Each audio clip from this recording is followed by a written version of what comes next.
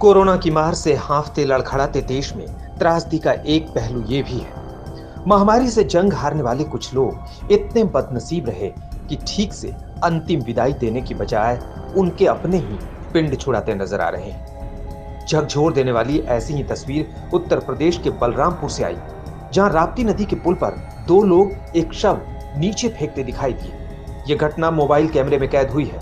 पुल पर एक शख्स पीपी किट पहने दिख रहा है, दूसरा शख्स साधारण लिबास में है।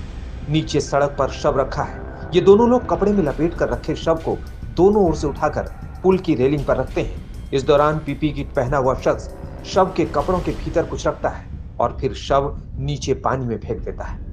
पुल से गुजर रहे कुछ कार सवारों ने यह घटना मोबाइल कैमरे से रिकॉर्ड कर ली। वीडियो सोशल मीडिया पर तेजी से फैलने लगा तो इन लोगों की तलाश भी शुरू हो गई। बलरामपुर प्रशासन के मुताबिक वीडियो एक दिन पहले यानी 29 मई का है और शव की पहचान भी हो गई है। दावा किया जा रहा है कि शव सिद्धार्थ नगर के एक बुजुर्ग का है, जिनकी कोरोना के चलते मौत हो गई थी।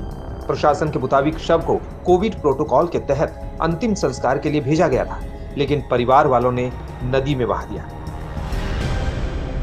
मीडिया पर शव को नदी में फेंकने का जो वीडियो वायरल हुआ है, उस संदर्भ में जांच करने पर यह बात प्रकाश में आई है कि यह प्रेमनाथ मिश्रा जी शोहरतगढ़ सिद्धार्थ नगर के रहने वाले थे।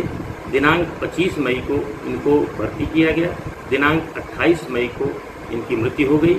शव को कोविड प्रोटोकॉल के तहत इनके रिश्तेदारों को सुपुर्द कर दिया गया था। वीडियो के संदर्भ में प्रथम दृष्टया यह बात प्रकाश में आ रही है कि इनके परिजनों द्वारा शव को नदी में गिरा दिया गया है। इस संदर्भ में अभियोग पंजीकृत करा दिया गया है। शेष कार्रवाई की जा रही है। वीडियो में दिख रहे दूसरे शख्स की पहचान भी हो गई है। यह शख्स नदी घाट के शमशान घाट पर ही काम करता है। इनका कहना है कि शव को नदी में फेंकने के लिए मृतक के परिवार वालों ने ही कहा। यहाँ से हाथ लेके गए उधर बीच में, तो हमसे बोले कि मतलब हमको यहाँ पर काम है। हमने कहा ठीक है। तो हम इस साइड में हम खड़े थे। उस टाइम में मतलब चैन खोलकर दो पत्थर डालकर उनको नीचे गिराया गया। वो बीच में गिरे, डूब गए और वो गाड़ी घुमा के चले गए।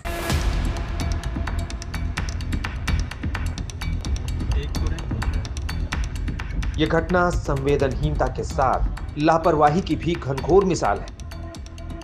सवाल उठ रहे हैं कि जब शव को कोविड प्रोटोकॉल के तहत अंतिम संस्कार के लिए भेजा गया तो परिजनों को कैसे मिल गया? प्रशासन ने प्रोटोकॉल के तहत मृतक का अंतिम संस्कार सुनिश्चित क्यों नहीं किया? परिवार वाले जब शव को बाहर ले जा रहे थे तब अस्पताल प्रशासन की टीम ने रोका क्यों नहीं? सवाल यह भी है कि शमशान में अंतिम संस्कार की सुविधा होने के बावजूद परिजन बाहर क्यों गए? कोविड मृतक के शव को नदी में बहाते वक्त परिजनों को दूसरों की कोई फिक्र नहीं हुई। नदी में शव से फैलने वाले संक्रमण का जिम्मेदार कौन होगा? चंद रोज पहले गंगा में तैरती मिली दर्जनों लाशों की तस्वीरों ने देश दुनिया में हड़कंप मचा दिया था। कोरोना के शिकार हुए लोगों के शवों पर सियासत भी जमकर हुई। किसी ने इसे सामाजिक अपराध कहा तो किसी ने सरकार की विफलता का नतीजा और लोगों की मजबूरी बताया।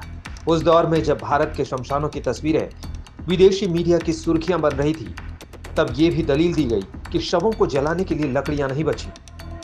हम फिलहाल जिस दौर में जी रहे हैं, जिंदगी बचाना एक चुनौती है और जिंदगी बच जाए तो निभाना उससे भी बड़ी मुश्किल। लेकिन जानबूझकर नदियों में शव बहाने को किसी भी तरह जायज नहीं कहा जा सकता।